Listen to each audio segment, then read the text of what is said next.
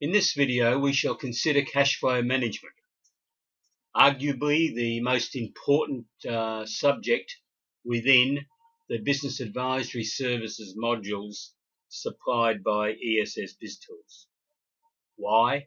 Because cash flow management includes debtors and stock.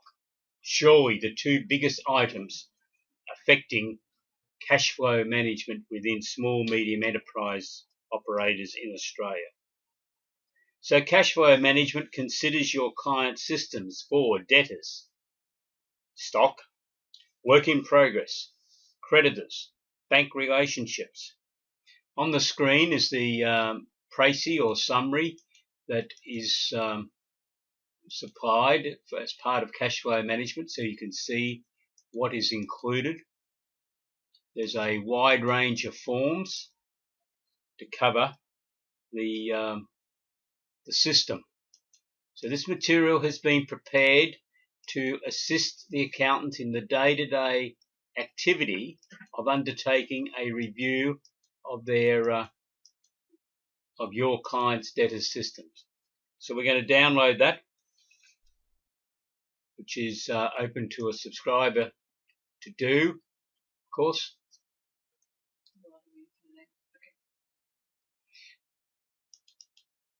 So what we've got available now is the paper. There are a set of PowerPoint slides if you wish to use these.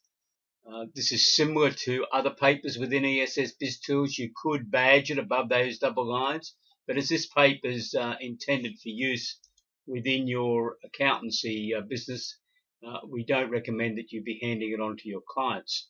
So you can see from the contents, there's a fairly wide range of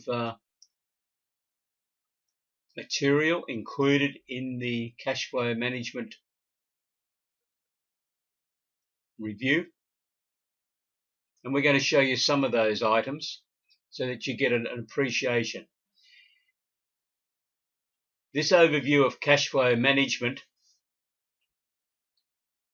hopefully will give you an indication of the approach that ESS BIZTOOLS have taken to the preparation of this material, because it is similar to what is included in the other product modules within business advisory services. In each of the business advisory services papers, we commence with outcome of one-on-one meetings, because our system is built around the premise that after the seminar has been held to brief no more than 20 of your clients on the new products and services that you can now offer, that you would invite individual clients in for a one-on-one meeting to discuss with them what their requirements are and to utilize the SME needs analysis to identify particular issues of concern to your clients. So we're assuming, for the purpose of this paper, that the client has identified that they have a concern with some aspect of cash flow management. So this paper is there to assist you as the accountant or a member of your team to effectively review the systems that are being used within the client. So if we click onto one of these, we've got the debtors monitoring form, which is a guide to the type of review that your team should be undertaking to ascertain the effectiveness of the system being used by your client. In some of these items, we will refer to particular other items, such as a new customer letter or a director's guarantee form. These are all included within the system. If your client hasn't got a new customer letter, or you deem that that letter is not satisfactory, then you could replace whatever the client's currently using with the standard letter within the template supplied to you as part of this package.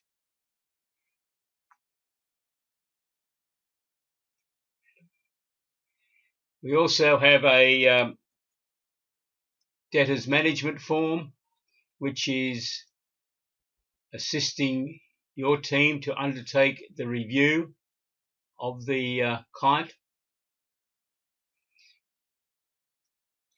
If we wanted to go to the form to assist with the calculation of debtors days outstanding, we have prepared one, which is on the screen at present. Now, many of your clients will probably not even understand what debtors days outstanding is. Hopefully, by supplying them with this form as part of the review process, you'll be able to show them how to calculate it, more importantly, to mentor them on how important it is for them to understand how many days their debtors are outstanding. It's a huge problem in Australia at present.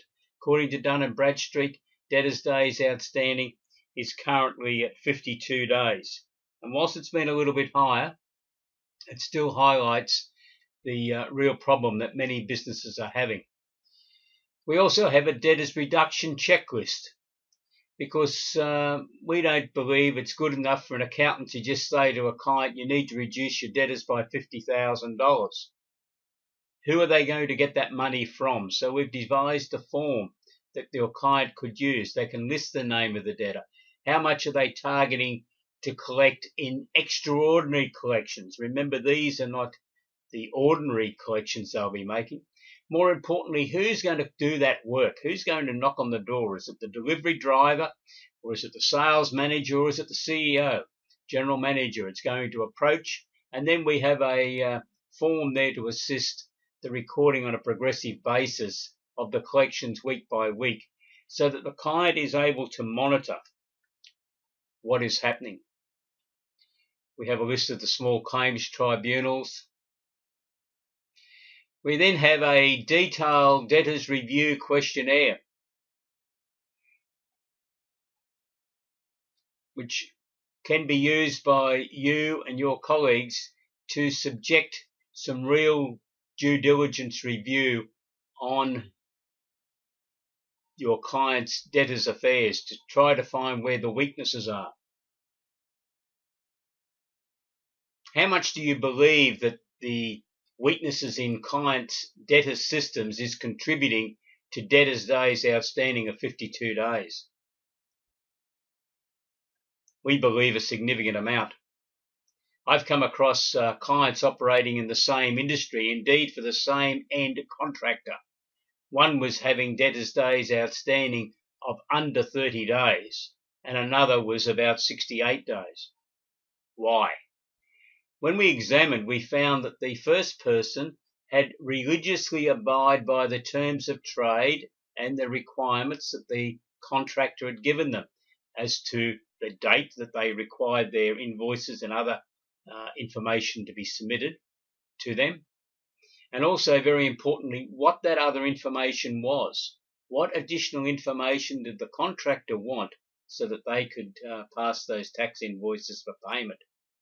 The second firm we found were taking no notice of the due date that the contractor had placed, which was around the 10th day of the month. There was no use sending information to them on the 12th day. It would not be looked at then until the next month. And then we also found that some of their additional requirements, some additional information they wanted, weighbridge receipts and other information, had not been attached to the invoices. So they never got paid.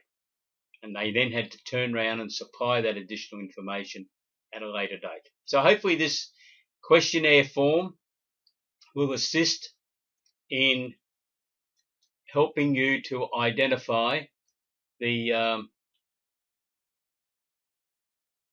deficiencies, if any, but there will be deficiencies in most of your clients' debtors systems. We've also produced a debtors systems manual, which is meant to be branded with your firm name on it and made available to your client. And obviously we'd suggest that you charge your client for this, so it's prepared by your firm for the name of your client, and there is a 40-page debtors systems manual, 40 pages including the attached forms. You can edit this to suit the particular requirements of your client if you wish, but it gives someone working within your client's business who's given the job of being in charge of debtors some idea, some system to use to tell them how the system works. You notice there now we've got personal property securities register. How many of your clients are familiar with how that register works? How many of them still believe that the RMAPA clauses still are effective? They're not. They've been replaced by the personal property securities register, but decisions need to be made as to what the policy is going to be for individual businesses in registering sales to clients that are on delayed payment terms of property that under the RMAPA clause regime could have been repossessed for non-payment. Some businesses have made policy decisions to only register amounts over a certain sum of money, e.g. $1,000. But the key thing is, has your client looked at this and considered a policy? And that is part of what this debtors review is all about. What are they doing with personal guarantees? Do they actually receive personal guarantees from directors of private companies? And are they then filing them in such a way that they can be found and utilised at some future date, which might be 5 or 6 years' time? It's no use receiving these guarantees unless they're in a position to use them. So that's giving you an overview of the way the debtors system works. Yeah, that's one of the problems. You just go back to the document. What we're now going to go to is the some of the forms on debtors. So we're just going back through the form.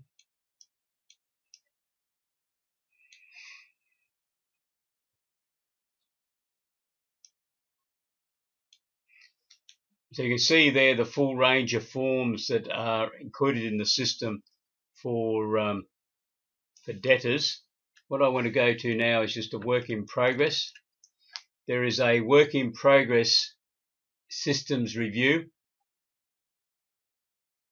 which you can use to interrogate the system to understand how effective work in progress is being managed within the business. There's also a work in progress review questionnaire, which hopefully will assist you in undertaking a due diligence review on the work in progress system being utilised within the business. In stock, there's a questionnaire on the effectiveness of stock. There are some notes to assist in considering the stock system being utilised within the business, so that your accounting team can be better informed on the intricacies of stock management. We have a stock analysis chart matrix to assist in the identification of stars, cash cows, problem lines and dogs based on volume and gross profit margins. And there's a commentary on stock review, which hopefully will assist in undertaking the due diligence review on stock within your client's business.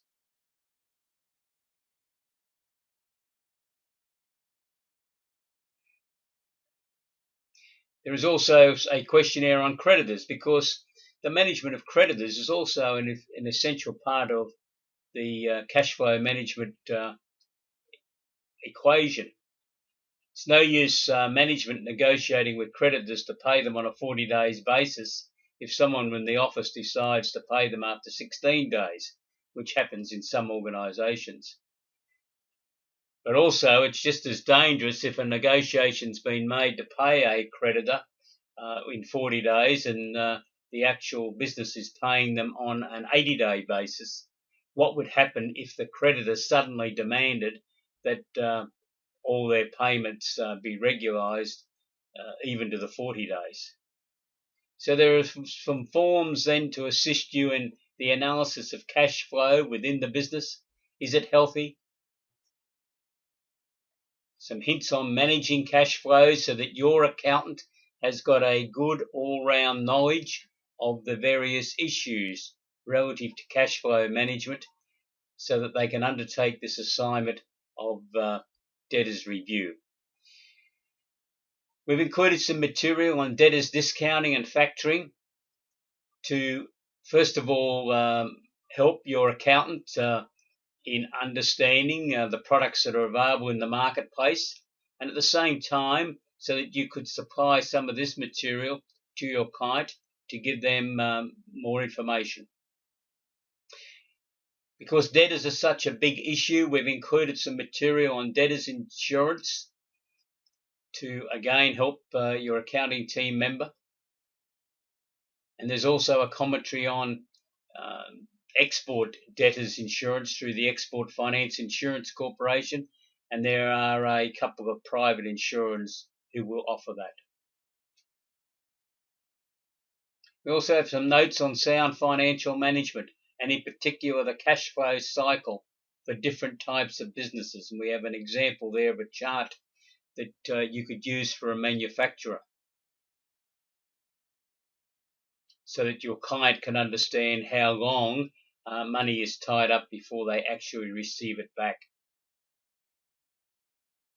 So this other material within the system is there to assist the accountants to be able to offer a all-round service that hopefully they will not be caught out on any question that a client asks them. We then have a summary of the key performance indicators and ratios that pertain to cash flow management. Again, these are there to assist the accountants in deciding what information they're going to highlight to their client, what of these ratios should be included in the firm's key performance indicators so that they're looking at these figures every week or month. How are they performing on their debt covenants as compared to what the bank specified in their loan documentation? A very important issue. Banks are getting very tough to deal with once again, and we believe it's important as part of cash flow management that the accountants have kept a close eye on how their clients are performing on these various debt covenants. There's some brief notes there on financial stress testing. So that is all the information there to do with the actual delivery of the products. What we have then is the work program, quotation form, to assist the accountant in preparing the quotation. We've included this because a number of accountants in Australia and New Zealand have indicated to us that they're not used to preparing budgets. So we've listed the various work that we've identified within the systems so that you can give consideration as to how long that work might take. You can click back to it to get a better idea of what's involved.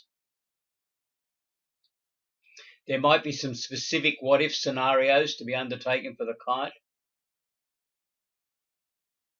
So this is a guide for you to decide this is the sort of form that might assist. You can then determine a total estimate and then a payment schedule. Incidentally, in business advisory services, we do recommend that there be a written quotation for every assignment, and also that there be a payment schedule.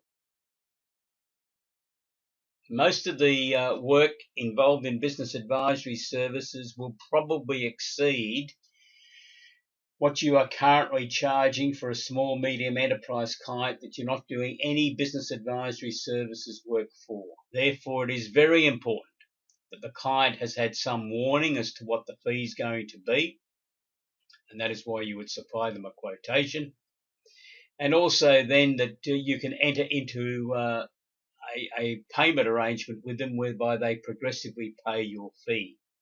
Alternatively, you might care to contact Quick Fee and negotiate with them so that your client could elect to become one of their clients. That means you get paid within 5 days, and the client will have 12 months to pay their fee, which will be 10% higher than what it would have been if they paid you cash up front.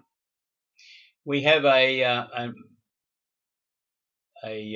work allocation program to help you to determine when the work's going to be done. We're saying that this would be completed in a maximum of 4 weeks. We think that is the maximum amount of time you should be taking to undertake a cash flow management review.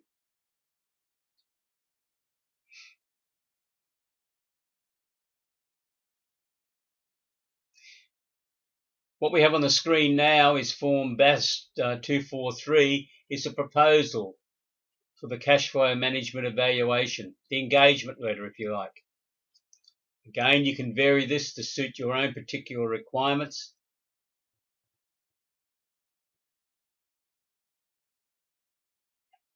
And obviously, if you're not going to undertake reviews of some of the items that are mentioned in the form, you would delete them before you would give this to the client.